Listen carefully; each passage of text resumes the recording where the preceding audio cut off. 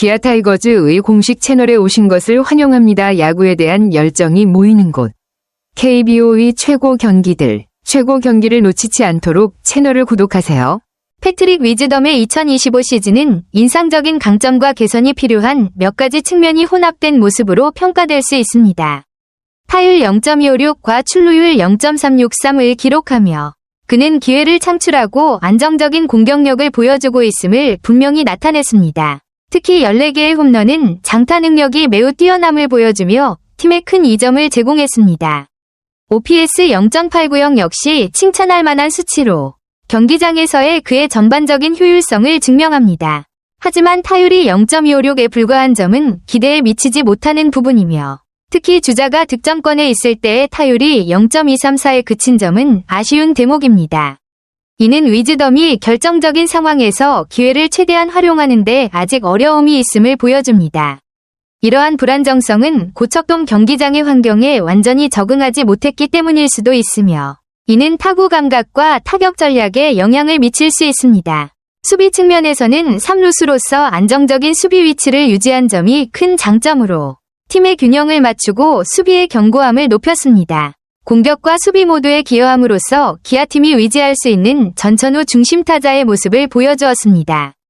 전반적으로 패트릭 위즈덤은 2025 시즌에 강력한 타격과 확실한 영향력을 발휘하며 큰 잠재력을 증명했습니다. 그러나 진정한 스타가 되기 위해서는 결정적인 상황에서의 집중력 향상과 경기 환경, 특히 고척돔에 더 잘 적응하는 것이 필요합니다. 앞으로 꾸준한 훈련과 경기력 향상을 통해 위즈덤의 기아 중심타자 역할은 더욱 발전할 수 있을 것입니다. 패트릭 위즈덤 선수의 2025 시즌 성적을 보면 다음과 같이 평가할 수 있어요. 타율 0.256, 리그 평균 정도 또는 약간 낮은 편일 수 있으나 외국인 타자에게 기대하는 수준에서는 다소 아쉬울 수 있습니다. 하지만 타율만으로 판단하기는 어렵죠.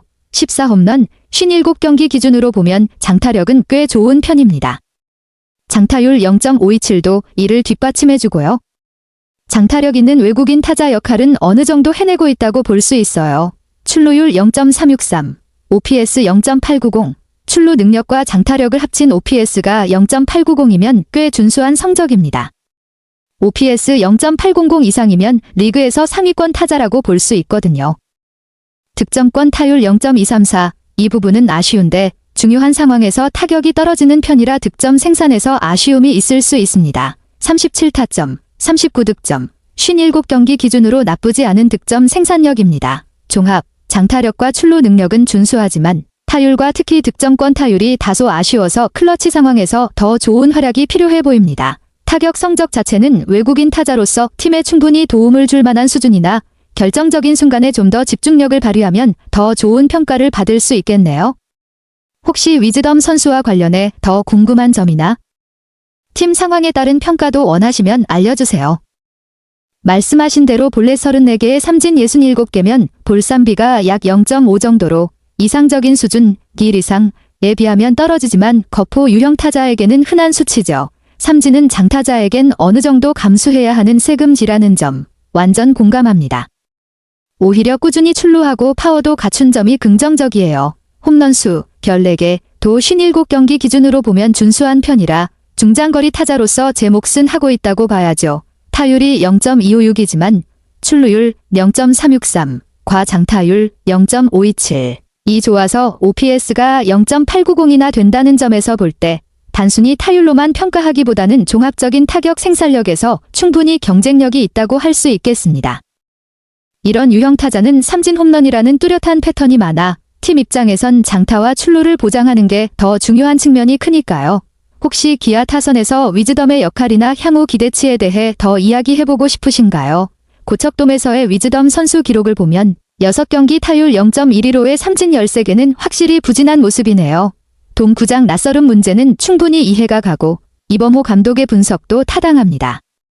미국에서도 돔 구장에서 많이 뛰지 않았다면 적응이 필요한 구간일 수밖에 없죠. 하지만 말씀하신 대로 시즌 144경기 중 고척 경기 비중은 적고 장기적으로 보면 큰 영향을 미칠 정도는 아닙니다. 위즈덤의 성적을 전체 시즌 맥락에서 봐야 하고 고척에서 잠시 부진했다고 해서 선수 전체 평가를 흔들 필요는 없어요. 오히려 고척 구장처럼 적응이 필요한 환경에서 어려움을 겪는 건 흔한 일이고 시간이 지나면 개선될 가능성도 큽니다. 즉, 고척 돔에서의 단기 부진은 감안하되 장기적이고 전체적인 성적과 역할이 더 중요하다고 보입니다. 혹시 이 부분에서 기아가 고척 경기에 대비해 전략적으로 어떻게 대응해야 할지 또는 위즈덤 선수 적응 지원 방안에 대해 생각해 본 게 있나요? 맞아요. 득점권 타율 문제는 정말 중요하죠. 득점권 타율이 0.233면 위즈덤이 중요한 순간에 좀 더 집중력이 필요하다는 뜻이고 외국인 중심 타자로서 팀의 득점 생산에 직접적인 영향을 주는 위치에 있기 때문에 아쉬움이 큽니다.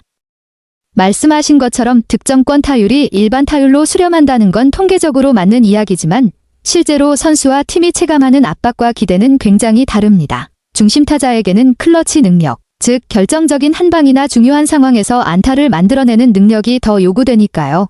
이 부분을 보완할 수 있는 방법으로는 심리적 안정감 향상이나 멘탈 코칭, 타석 접근법 조정, 혹은 작전적인 배치, 다른 타자들과의 조합, 득점권 상황에서 더 편한 타석 환경 만들기 등이 있을 수 있습니다. 위즈덤 선수 본인도 아마 이 점을 잘 인지하고 있을 테니 시즌 중반 이후 더 집중력을 발휘할 가능성도 충분해 보입니다. 혹시 위즈덤 선수의 득점권 타율 개선에 도움이 될 만한 구체적인 조언이나 팀 차원의 전략에 대해 더 이야기해보고 싶으신가요? 이범호 감독님의 솔직한 언급이 참 현실적이고 팀 상황을 잘 반영한 말이네요. 위즈덤이 중심 타자로서 무게감 있게 해결해주면 정말 팀 득점 분위기가 훨씬 좋아지는데 지금은 뒤에서 형우 선수가 해결사 역할을 맡아주면서 위즈덤 부진이 덜 부각되는 면이 있죠.